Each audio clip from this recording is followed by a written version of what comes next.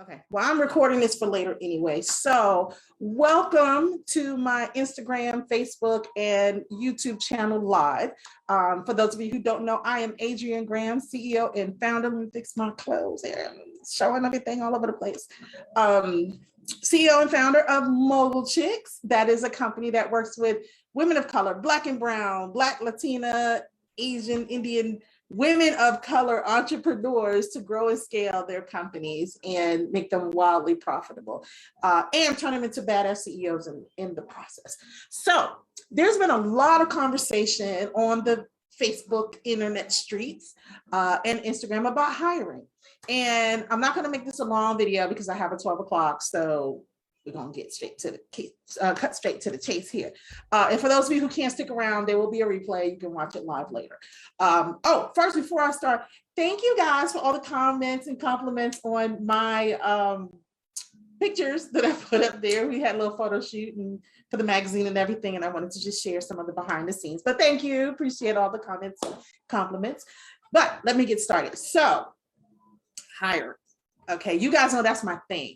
You know, I'm CEO of Mogul Chix, but I'm also the CEO of Graham Talent Group. And what we do is we do HR and recruitment strategy, and we outsource manage HR and recruiting departments and teams for our clients. And we do one-off projects as well, contract recruiting and things like that. But the core of it is talent management and acquisition. So one of the things that I see as companies are growing, especially for women, we are so frantic in trying to hire people. We're trying to figure out the right way to do it, who we need to hire and all that good stuff. So I'm not going to get into who you should hire and all that because that's part of my consulting. But I wanted to address the hiring, the interview piece of it. Someone made a comment on Facebook today and said, when people realize that marketing and recruiting are like mirrors of each other, they're basically the same thing, I'm paraphrasing, that they will then understand, oh, I gotta have my imagine up there. They will then understand the process. They will understand what it means to recruit, because basically you are selling, you are marketing your job, your company, the culture, the experience, the team, so on and so forth. So what I wanted to focus on is CEOs, company owners, there is a distinction, who feel the need to do all the hiring themselves. Now, this topic came about as part of a conversation that I had watched this morning on my Facebook timeline when someone was lamenting over, oh, I can't find a good VA, I can't find an assistant. Couple of things I had in mind to talk about in terms of that topic. Number one, some of you might get mad at me for saying this, but I don't care because I didn't get to where I am today by keeping my mouth shut or by shying back.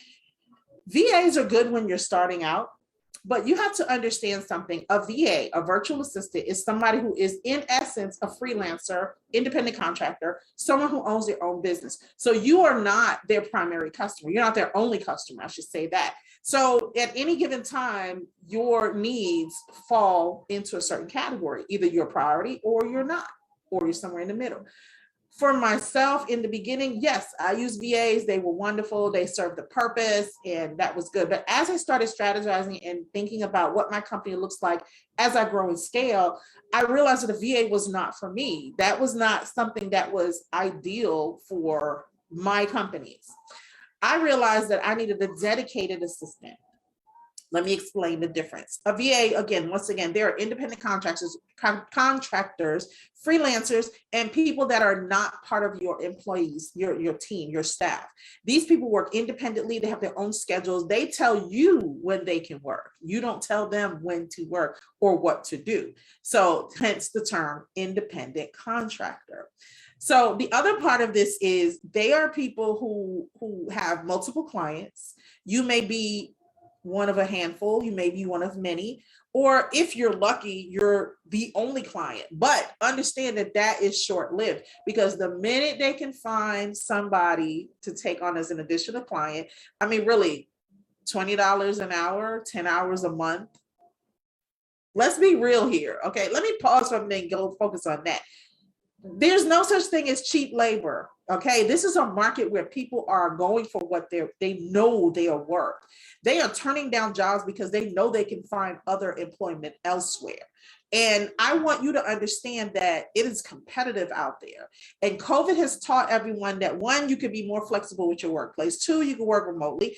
Three, that you don't have to settle, because when you won't, another company will. So let's get that straight. So back to what I was saying.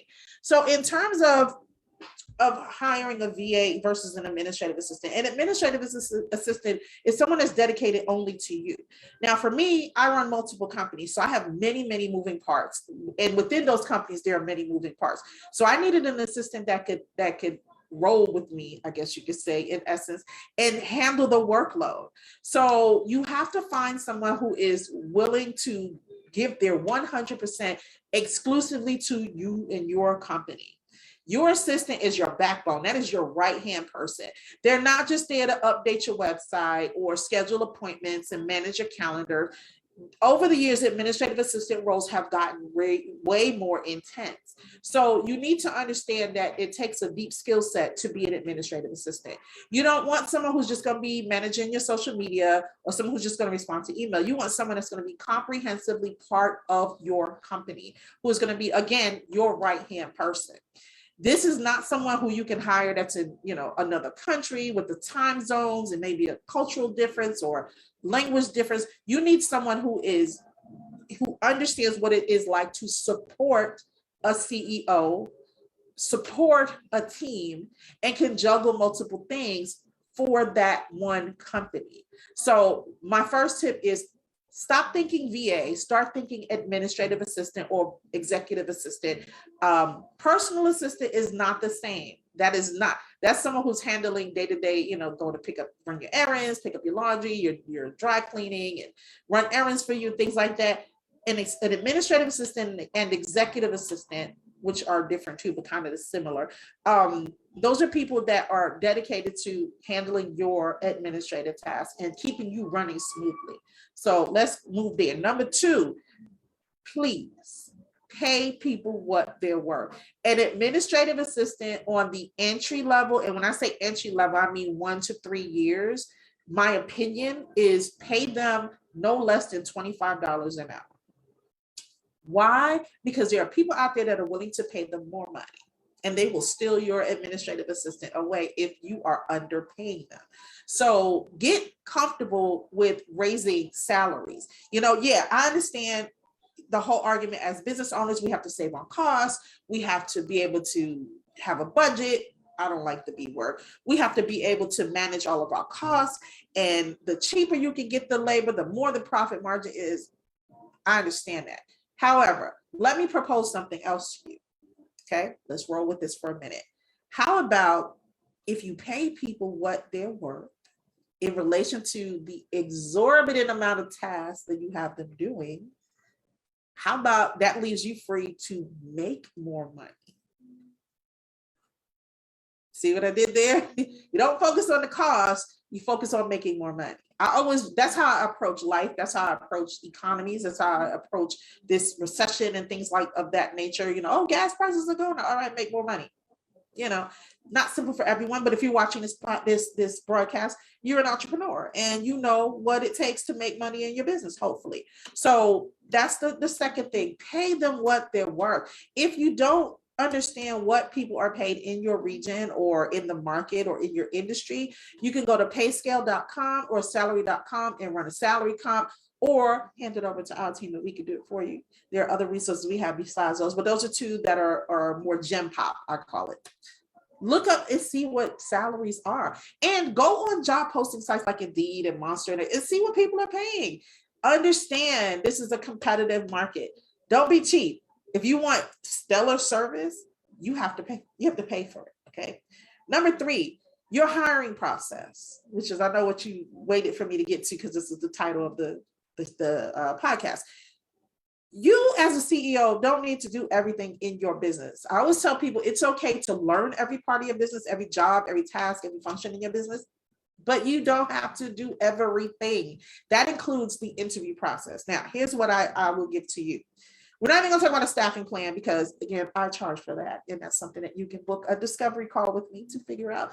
But here's how I set up my clients. The recruiter screen is the first round. That's usually my team. They'll source and gauge interest, find out, what their background is, kind of vet them a little bit. So the recruiter round, that's one. Second round is the hiring manager. Now, depending on who that is, in this case, if you are the CEO and you're looking for an administrative assistant, you are the hiring manager. So we're not talking about this particular situation. Take yourself as CEO out of it. Let's talk about a regular team. The next round should be the hiring manager. The hiring manager should schedule maybe a 30 to 45-minute call or Zoom or Google Meet or Teams or whatever you use to have a conversation with the person. It's basically to assess fit, to see if there's a culture fit and see if they have any questions and ask your sets of questions. Now, I do put together an interview guide for all of my hiring managers. Again, you can book a consultation with me and you can buy that, or you can just work with us all together. We take that off your hands. But you have your set amount of questions that you ask. Those questions are different than the questions that are asked in the recruiter screen, okay? So after the recruiter screen, after the hiring manager screen, then there should be a team screen. Now, I know you're probably saying, oh my God, that's so excessive. Yes, all of you that are complaining that, oh, I hired someone, I had to fire them in 3 months, or I hired someone that didn't work out, or they ghosted me, whatever. You didn't have a proper hiring track in place, an interview process in place. That's why you keep having such high turnover. So next round, third round is a teams. Pick 2 people from your team, maybe 2 people that make a difference in your team.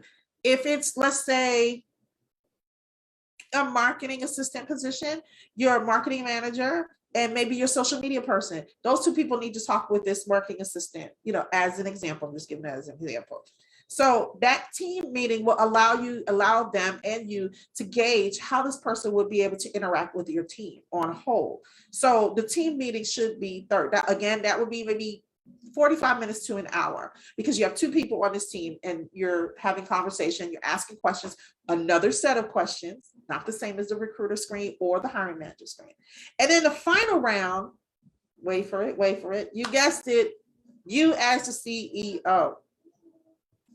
So you usually 15 minutes, 30 minutes maximum, I would say, that you invest in this meeting as a CEO, and you have a conversation with them. And this is kind of like everything that wasn't covered in the other rounds is covered in this meeting. And it's a chance for them to get to know you and see the vision of your company and the mission and all that other good stuff, and to ask you questions. So if that doesn't work for you and you don't have like a team to do it, here's how you can substitute. You can do the recruiter screen, the first round, the vetting round, do the hiring manager round, and which might be you. If it's you, that's fine. And then a third round would be maybe a board member or an advisor, someone that you trust that can see things that you cannot see. And I did this in the past. I've had that before. I had like a big team. I would call up, a good advisor or mentor of mine. Hey, listen, I am thinking of hiring someone. Can you talk to this person just to see if I missed anything and see if they had any questions? Maybe they'll feel comfortable talking to you and not me. And, maybe 15 minutes at that. So there are ways to do it. You should not, as a CEO, be making the whole sole decision to hire people. You cannot do that. You have to have a track in place, because desperation makes you do a lot of crazy things. I have hired desperate before. It was like, oh shit, I'm being slammed with work, I need more people, and just hired whoever I hired and didn't have time. When I hired like that, it was more negligent on my part and more disasters happened from that. But when I took my time and made a process out of it and set my process in place and asked the right questions at every level, and background checks, don't forget about background checks, did all of that, then I was able to make strategic hires that impacted my bottom line. So if you go the way that you're going now, just taking, hey, I'm on Facebook, if anybody knows anybody, stop doing that. I got on someone the other day because they put up after I've been talking about this forever, they put up on Facebook, hey, I'm looking for an XYZ position. Send me an email at blah, blah, blah, at blah, blah, blah.com. I was like, were you not listening? You've been liking my posts. You've been responding to my posts. Yes, I know that post.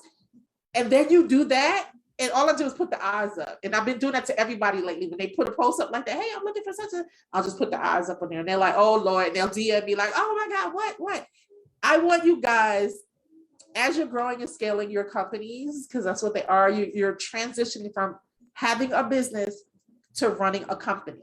And as you're transitioning to being a CEO running a company, I want you to put certain things in place that make your life easier, make the process smoother, boost your employment brand, because candidates remember that experience. They remember, oh, well, I interviewed with her, but she didn't say I need to do da da da da da. If you have a thorough interview process in place, it's a good candidate experience, and you can sort through and vet out people quicker that way.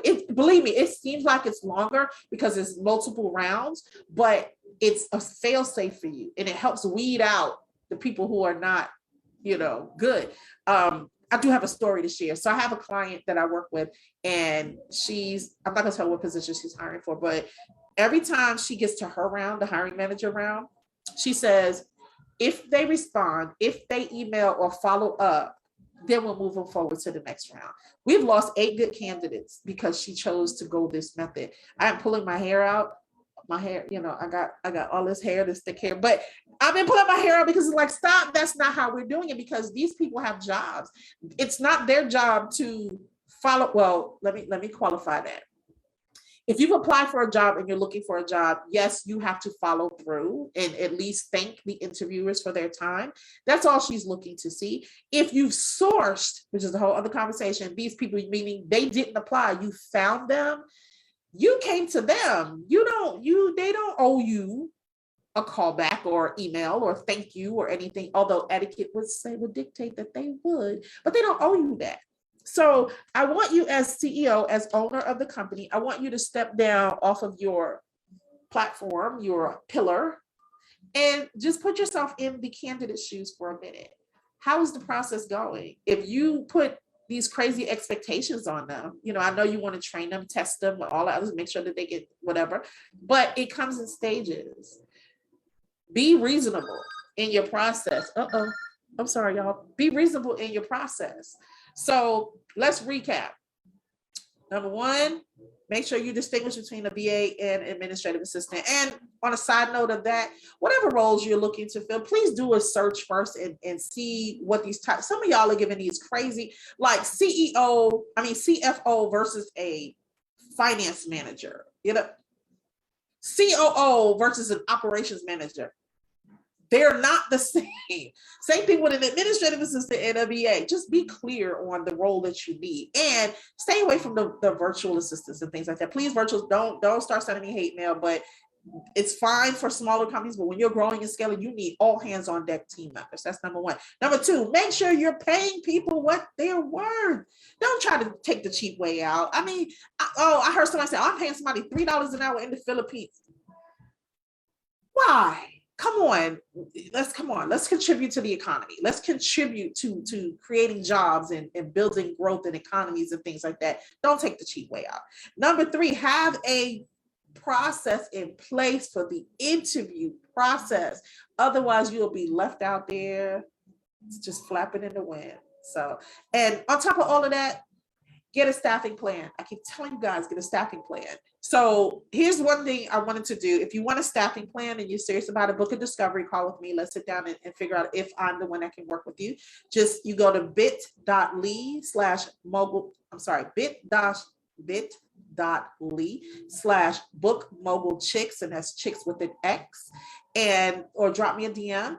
If you want to book a consultation, a discovery call about that, that's fine. We can talk about, see, where your head is. Or I do these 2-day VIP days, and those start at $15,000 starting, depending on how comprehensive and how extravagant your plan needs to be, for talent management acquisition sessions. So you can, again, book Mogul Chix at bit.ly/book Mogul Chix with an X, or drop me a comment in a DM, or you can leave a comment below and we can set up some time to talk. But the 2-day strategy sessions, that is an all hands on deck, 2 full days. I come to your site and we sit in with you, your team, or just you or whoever, and we really dig in, roll up our sleeves and make this happen, and really structure out your talent acquisition strategy and your talent management strategy, which is the retention part of it. So make sure you check it out. Make sure you shoot me comments below, ask me some questions. Mogul Chix magazine, you're gonna get your issues too. I'm sorry guys, we've been putting it up, but the spring issue is finally done. So I'm waiting to hear from Amanda to see when I can say, hey, here it is, and drop the link for you to buy it. Writers, we did a call for writers for the summer issue. Summer issue drops in July 15th. And I need you to, if you're going to write for me, if you are writing for me and you need to submit your articles, you know the deadline. If you are not, please book a discovery call. If you go to my link, there is a call specifically for writers. You can choose that one. I put it in my Facebook today. I will drop it in my Instagram as well. And yeah, so let's make better hires. Let's make smarter hiring decisions. So once again, I'm Adrienne Graham, CEO and founder of Mogul Chix and Graham Talent Group and Busy's Intimates. And I do real estate. And I have another company called Palm Tree Life Properties. And I'm a multifaceted CEO. So I gotta go. I have a call in about 8 minutes. So I'll catch you guys later. Thanks for tuning in. And I will talk to you guys on the flip side. Mogul Chicks make what? Mogul moves and power plays. Your move.